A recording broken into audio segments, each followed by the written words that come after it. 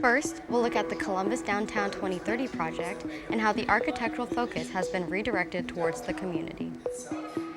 Because visitors and tourists already come to Columbus for our architecture and for our sports tourism. And so we want to continue to grow that because that brings money into the community. We'll see how the Indiana Boxing Regionals affect two high school students' mentalities and what they want to achieve in the ring. They're constantly fighting and working, and that helps them outside of here. That helps them to be able to focus on the goals that they have set and to be able to push forward with life in general. Finally, we'll take a look at the Beloved Bags project and the way they are changing the lives of children in foster Build them with care. items that affirm dignity and give the kid resources to support and take care of themselves because they are worth caring for. All this and more coming up on Torch TV.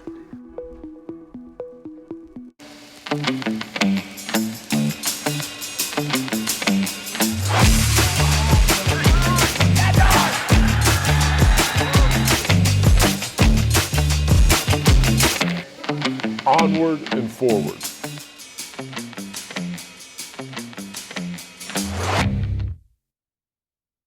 Welcome back to Torch TV. I'm Dutro and I'm joined by Adhvika Dhanya. How's your February been so far, Adhvika? It's been pretty good. I have a little Galentine's thing coming up. How about you? Oh, that's fun. Yeah, I got to celebrate Galentine's Day last weekend too. That's great. Now let's get right into this month's Torch TV. 6 local high school students were recognized at the 28th Annual Martin Luther King Jr. Breakfast in Columbus. Each recipient was awarded an MLK scholarship funded by contributions from Ivy Tech Community College, IU Columbus, and various African American organizations for their sophomore year. In total, these funds amounted to approximately $4,500 for each student. Whitney Wood Gaines has been honored with the Excellence in Diversity Award for 2025. This award recognized her incredible contributions to promoting inclusivity and understanding in the community. Congratulations from East Media. In 2018, there was a city improvement plan introduced called Envision Columbus. Unfortunately, due to COVID, everything came to a halt. Envision Columbus has now been reincarnated as the Columbus Downtown 2030 project, and the city is working on how this new plan will be executed.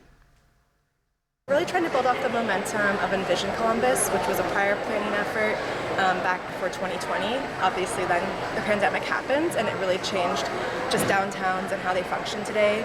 But as much as 30 to 40% of those people are working from home now 2 to 3 days a week. So that just changed the vision. And we've seen a decrease in people coming downtown kind of post-COVID. And so I think this plan is a smaller footprint than Envision Columbus. It was much larger. There may be some suggestions from Envision Columbus that because of the pandemic, we've decided we no longer want to do. We only have 5 years, so what can we get done, really implement by 2030? While the team still works to figure out a plan, the workshop has helped identify different priority sites in downtown Columbus. Well, the study itself should be completed this summer, June and July. So we don't have plans yet. We're very early in the study right now. So we've hired some consultants. The city has helped us identify, I think it's around 20 priority sites in downtown. So they're either sites that are, underutilized today or are coming up on their lease expiration. Everyone has different interests, so different parts of the community have come together in this workshop to brainstorm ideas. We're hearing a lot of people who are about 12 to 20. They don't have a lot to do in downtown Columbus, and so we want to hear from them. What would you like to see? We bring in a lot of different people, a lot of different age groups, a lot of young talent. Probably the biggest challenge is trying to keep all those different groups happy. The goal is really to try to find a way that we attract people from the outside, but we also really want to make it so that the community feels comfortable coming down on a Thursday night, a Friday night, on the weekend, on a Monday night, and there's something down here for you. We have sites in mind, and I already have a lot of feedback from business owners and community members, but the reason why we're here today is to also continue listening and understanding how people experience downtown today and want to experience it in the future. So the goal has really been to try to make sure that the community understands that we really do want to hear from them and that what they have to say has a lot of value. Anybody at all in the community of Columbus to fill out the survey because we want all voices. participate in the Columbus Downtown 2030 survey by going to columbus.in.gov. The survey ends on March 2nd. Now we go to Guram Linneman in the Weather Center with this weekend's forecast. Thanks, Karin. Today will be a high of 29 and a low of 11. On Saturday, it will be mostly sunny with a high near 35 and a low around 22. Finally, on Sunday, it will also be mostly sunny with a high near 43 and a low around 31. That's all we have for weather. Back to you, Karin. Beloved Bags has been a working and growing organization in Columbus for some time now and has been a big help to the foster children of Columbus, Indiana.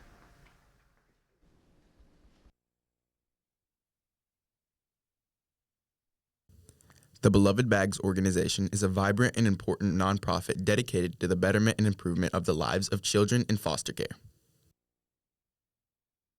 Beloved supports kids in crisis and the adults who care for them. For the past 7 years, we've created duffel bags and supply kits that a social worker can give to a child that's being removed from unsafe situations and placed into foster or kinship care. They leave maybe an unsafe situation and they're able to have something that belongs to them that they're able to take with them, and all the items in it belong to them.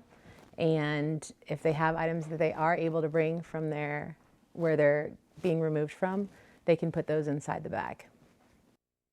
Beloved's main focus is packing duffel bags for children in foster care, and each bag contains items and resources that are specific to the child's needs. Our standard duffel bags are 3 age ranges. We have infant bags that have toiletry items that are appropriate to a little one, like wipes and diaper cream and rattles and pacifiers and books. And then we have teen bags that have a teen appropriate book to read, but also a journal and gel pens, because we want the kids to know that their story is worth writing down and carrying with them. At its core, Beloved is devoted to changing the lives of children in foster care and making sure that they have the necessities in their day-to-day lives to succeed. I think that the success of a community is not measured by the achievement of its highest functioning members, but by the quality of life of its most vulnerable citizens. And so I think it's really important that we care for our most vulnerable people with everything we've got. And nobody is more vulnerable than a kid in crisis who has experienced the kind of abuse and neglect that lead to removal. We have kids that are entering into foster care every single day and in our county. And I think it's important for their peers to know that they can also help. I think it's just an important way to get other people involved in something that's happening in our community. So we have a couple of different ways we can do it.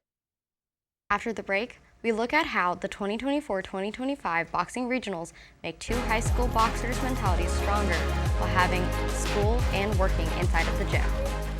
All that and more coming up on Torch TV.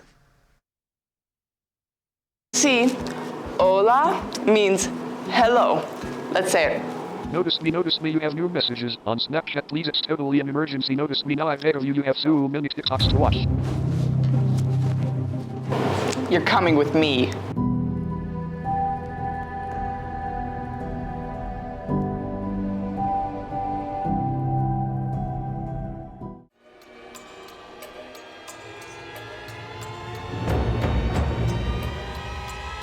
Just put it on.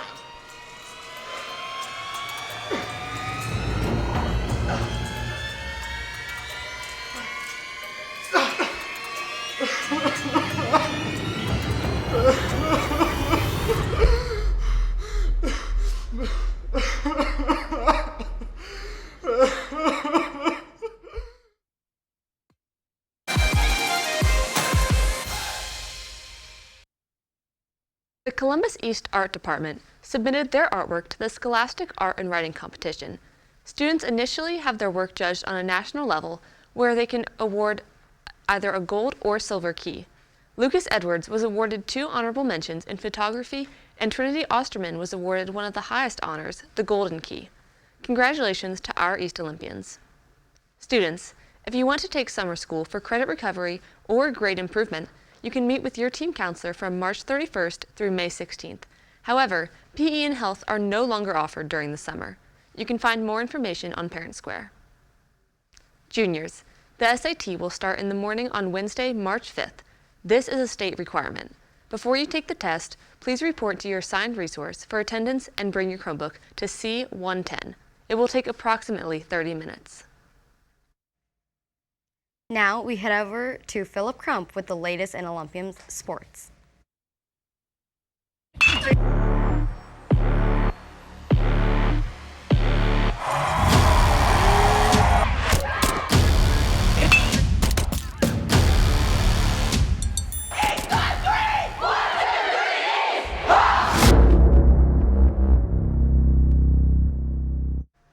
Thanks, Adhvika. Today, varsity wrestling will be competing in state finals at 3 at the Grainbridge Fieldhouse. Boys JV and varsity basketball faces off with Madison Consolidated High School, JV playing at 6 and varsity playing at 7:30. Tomorrow, varsity wrestling will head to state finals again at 9. Finally, the boys swim and dive team will be heading to sectionals tomorrow at 9, and then will be competing in sectional finals at 1 later that afternoon. Be sure to come out and support your O's. That's all for sports. Back to you, Adhvika.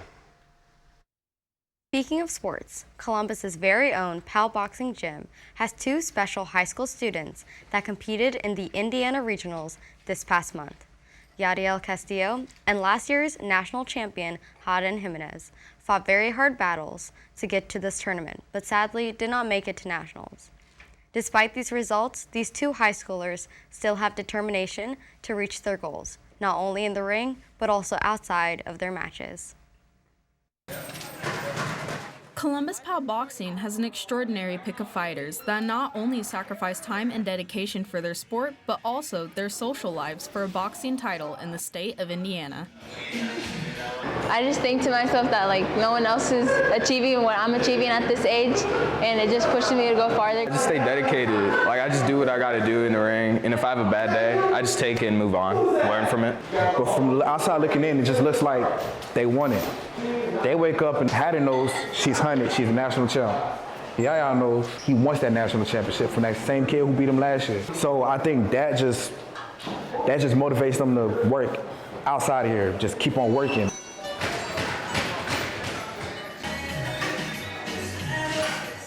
Both of the regional competitors have a mentality that cannot be copied by a person outside of the sport.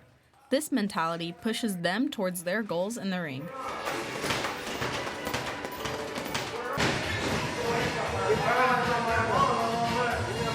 Their mentality, I want them to be respectful of their opponents, but I also want them to go in there feeling like they're King Tut in that ring.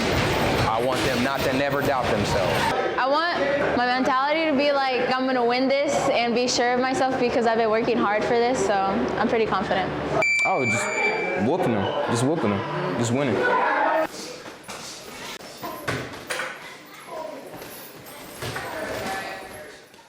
The regional prospects are a special duo with these matches not only affecting their fighting game, but also their lives outside of the boxing gym. I think it'll wake them up, bring back that hunger in them, make them want to fight every day. Wake up in the morning, just want to fight and be better. It'll really help them in that aspect of the fight game.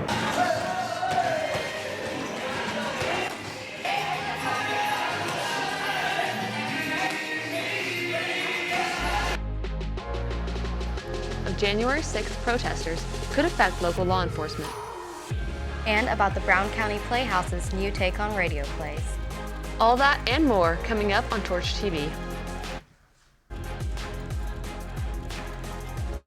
Starts out, a nude image is shared. The person that got the image often turns around and wants money or some sort of payment and threaten to spread those or that image out. Way to avoid that would to not send any images, because once they're out there, it's hard to control. If you have a trusted adult, you trust a teacher, go see them. Stop by your school resource officer. You can report them to cybertipline.org, but also work with your local law enforcement.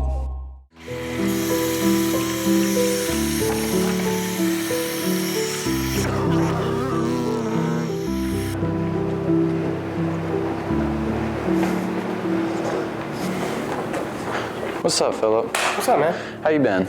I've been good, man. What about you? Pretty good. What are you doing over spring break? I'm not sure yet, man. There's a lot of things that could happen.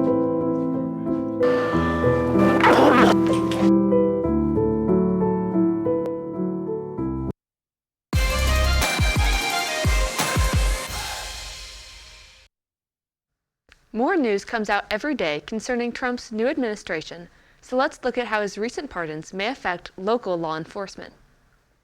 President Trump was inaugurated on January 20th. On that same day, he signed a flurry of executive orders, one being pardons for over 1,500 January 6 protesters, including 2 Bartholomew County men.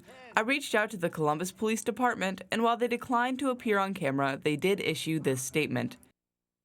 Our thoughts are with the officers that were injured during the events of January 6. It is disheartening anytime police officers are injured, especially when it is over 100 officers. Our thoughts are with the officers and their families. 174 of the 1,100 police officers serving during the Capitol protest were injured, with 1 dying of a stroke the same day and 4 dying by suicide within 4 months. One of the officers attacked that day was ex-Capitol officer Michael Fanone.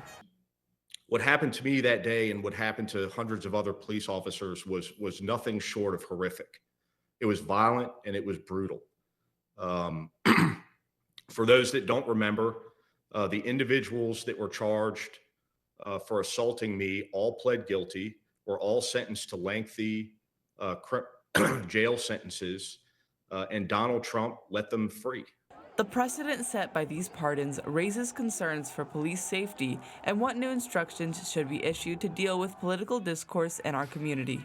My hope would be that we don't see anything like January 6th happen again. We've got an amazing Columbus Police Department here who trains for as many different events as they can, and we will just continue to make sure that they train.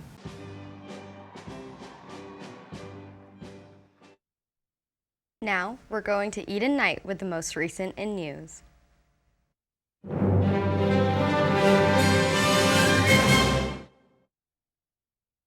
In national news, citizens in black clothing displaying Nazi flags and symbolism on a freeway bridge north of Cincinnati obtained police protection. The Avondale Police Department replied with, "The protest, while very offensive, was not unlawful." Many community members between the village of Evansdale and Lincoln Heights have called for an investigation as to why none of the Nazi protesters were arrested for this act. In local news, the Indiana State House passed a bill that is now criminalizing camping, sleeping, or using public property as shelter. Those who don't move after a 24-hour warning will get arrested and charged with a Class C misdemeanor. Finally, 30-year-old Connor M. Montgomery of North Vernon was arrested for the murder of his father, Robert Matthew Montgomery. Connor was at the residence with an adult female and 2 kids when an altercation occurred where he pointed the gun to her. As she tried to leave, Connor shot the gun towards her vehicle, disabling it. Robert was called to the scene before law enforcement, and upon his arrival to the house, he was shot in front of the house. That's all for news. Back to you at the desk. Thanks, Eden. Theater is one of the world's oldest forms of entertainment, and in modern times, nothing captures both old and new, quite like a radio play. The Brown County Playhouse recently performed its rendition of a classic favorite. Now let's bring on the cast of our show, the Brown County Players! The Wizard of Oz has been a beloved story even when it was still just a children's book. When it was turned into a movie in 1939, it became even more popular, spreading to other forms of media. At the time, the most common form was the radio. Radio play is a dramatization of a very well-known movie, and it started back in the 1930s. And what they did was, when they had a show that was successful, they would ask the cast to do a radio play, because back then they didn't have television. So the only other medium that they were able to use was radios. A lot of times they had a live audience there in the radio station, and they had the fun sound effects to kind of bring it more to life. Radio plays have persisted over the past near century, taking on a life and culture of their own.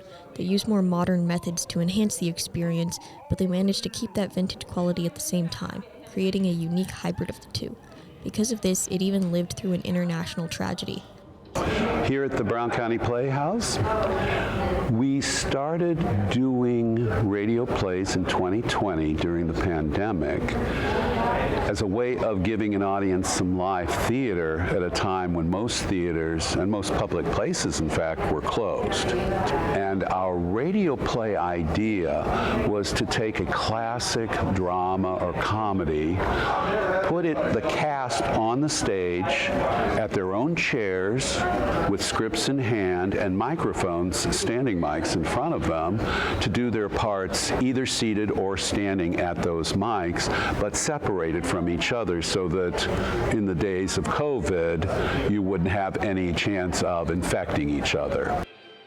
The introduction of this kind of performance made it grow in popularity, and it's persisted even after the chaos of COVID has faded away. Without the need to stay distanced from others, the cast and production have managed to make it even better by giving it their own additions, while still keeping with the traditional radio play feel. All the cast members are doing parts specific to, individuals from the movie, but they also are part of other groups, like the Munchkins in this case, like the People of Oz, the guards from the Witch's Castle. But we don't have time for costume changes. So the only thing that we can do is, if they do play different parts, they can take a hat off, put it underneath their chair, and then grab something else and put it on. I am playing Auntie M, and then I'm also kind of in the background as Munchkin and a person of Oz. So we're all kind of singing the songs and doing that.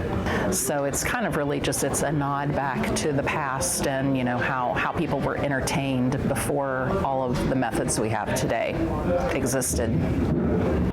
All to give the audience a show as memorable as the story itself. That's all we have for this Torch TV. From Guram, Philip, Eden, and the rest of the Torch TV crew, I'm Karan Dutro. And I'm Adhvika Dhanya. Thank you for watching. Remember to take care of yourself, others, and the place. And as always, try to be the best part of someone's day.